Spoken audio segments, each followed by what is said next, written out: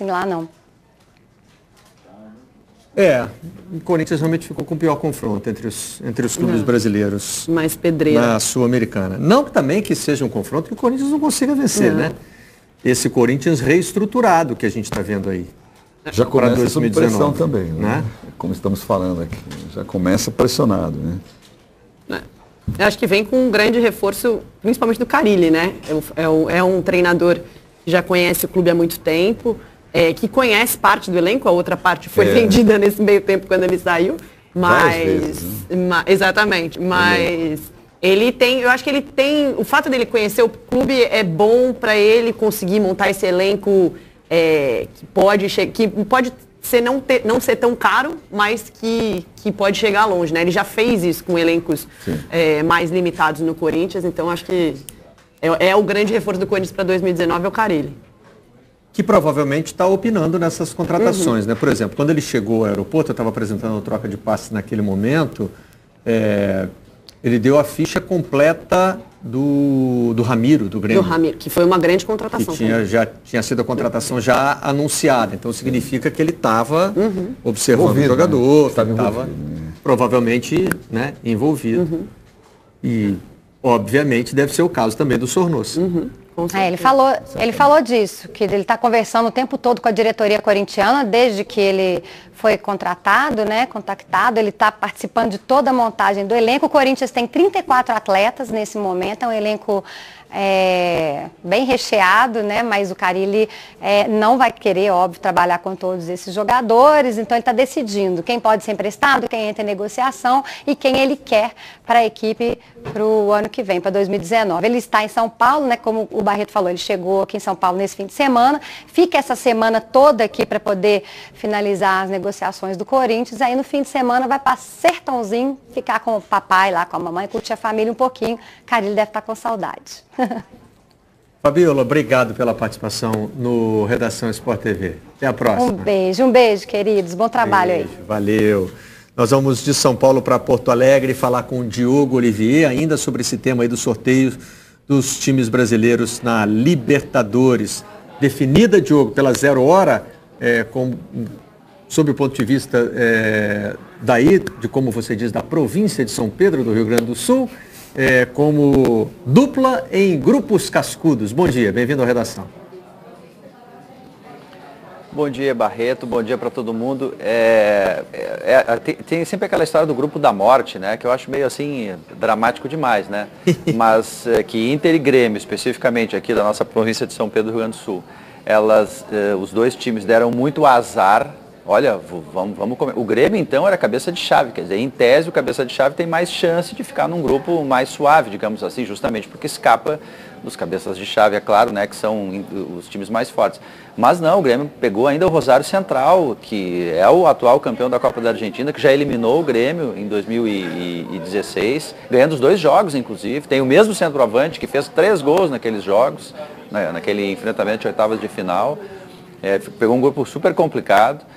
O Inter nem se fala, né? Se o São Paulo vier de fato da pré-Libertadores ou das fases eliminatórias, aí o Inter estará diante de um grupo com 3 campeões mundiais, né? River Plate, São Paulo, Inter. Complicada a vida do Inter. E mesmo o Alianza Lima, que não está no momento tão legal assim no Peru, está em crise, saiu bem Coetier, que é o treinador, né? Acabou de tomar uma lambada lá do Sporting Cristal na Copa do Peru. Mesmo assim, é um time que tem tradição, um time centenário, que lota estádio. Quer dizer, existe sim o risco, tanto para Inter quanto para Grêmio, de, se não melhorarem, se não se reforçarem, daqui a pouco não se classificar na primeira fase. Não seria nenhum absurdo diante dos grupos que os dois pegaram. E a gente sempre tem que lembrar também, acho que isso vale para todos os sorteios aí, que tem aquela questão de melhor campanha, né? Que não é mais definitiva para cruzamento, porque hoje se faz sorteio, mas que pode te garantir a famosa vantagem de jogar em casa até a última rodada, até a final. Né? Então, ter o grupo mais fácil, ter o grupo mais difícil, implica não só na sua possibilidade de avançar, por exemplo, a gente acabou de falar do Palmeiras. O grupo do Palmeiras parece ali ser difícil, ser meio chatinho, sim, mas o Palmeiras é o favorito do grupo. Né?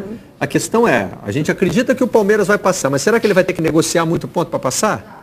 Ou vai passar ganhando de todo mundo e assim garantir a vantagem de decidir em casa, né? Acho que até que entre os brasileiros talvez seja o que tem mais vantagem aí dos grupos, né? Palmeiras, o Palmeiras. Sim. Cruzeiro um pouco também, mas acho que o Palmeiras, até pela força do elenco e como termina o ano bem, né? Acho que tá tranquilo. O Grêmio ainda pode pegar Atlético Nacional, ou o Deportivo La Guaira, né? Que é da Venezuela, ou o Real Garcilaso, que é esse terceiro elemento do grupo, quarto elemento do grupo, né? Que já tem a Universidade Católica e Rosário Central, que são 2 times tradicionais. Né? Então, se vier um Atlético Nacional, ainda fortalece ainda mais o grupo, torna o caminho do Grêmio ainda mais difícil. O Atlético Nacional, sim. Uhum. Os outros não né? assustam, não. Mas realmente essa composição com o Atlético Nacional, se repetiu o desempenho das últimas edições de Libertadores. Vamos dar uma olhada nos grupos aí. Vamos ver como é que eles ficaram, só para botar numa arte aí, ilustrar direitinho aqui o nosso papo. Nós já mostramos, inclusive, o do Inter, né? É esse aí, ó. O grupo A, que tem o River Plate como cabeça de chave. O Inter entrou pelo pote 2 com a Alianza Lima e um time que vem da pré-Libertadores. Que pode ser o São Paulo. Né? Que pode ser o São Paulo. Nós acreditamos que o São Paulo seja o favorito. Tem Independiente em Medellín, também um time que fez boas participações recentes, poderia incomodar o São Paulo, mas estamos vendo o Tricolor como favorito. Aí ficaria realmente um grupo com três grandes, né? E o Alianza Lima seria o azarão aí. O grupo do Grêmio tem Universidade Católica e Rosário Central.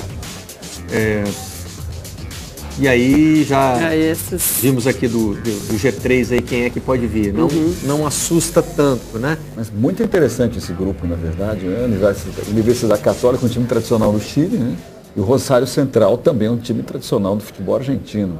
Bela chave, bons jogos de se assistir, hein? Na verdade, tem outra variável. Porque agora que eu estou vendo, são ou esses 3, ou o vencedor que esses 3 vão fazer a primeira fase, tem um outro, que é Libertad do Paraguai, uma equipe boliviana que pode ser San José, Royal Paris, ou Bolívar, ou The Strongest. Então ainda pode entrar um time de altitude aí. Tá muito obscuro aí quem vai ser esse quarto elemento do grupo. Libertad, que vai ser o time do Martin Silva, né? Que até essa temporada era o goleiro do Vasco, já negociou a sua saída. O futebol chileno deixa sempre a gente um pouquinho na dúvida, né? Um futebol que sofre muito com questões econômicas, não consegue manter seus principais jogadores. Mas enfim, a gente está falando aqui de tradição também. Dá trabalho, né? Dá trabalho. O Diogo chamou. Não, era justamente para falar disso, assim, não foi nem combinado, apesar do delay do futebol chileno, porque o Católica, ou a Católica, não é assim o super time, não é o Corinthians ou o Flamengo, times assim, mais populares do Chile, né? O Colo-Colo e a Universidade do Chile são esses times. Mas a Católica é o campeão chileno desse ano, então ele está com um time muito forte para esta Libertadores. O quarto elemento aí do grupo do Grêmio, como disse a Renata, tem um monte de times que podem vir são 2 enfrentamentos lá de pré-Libertadores, pode ter altitude.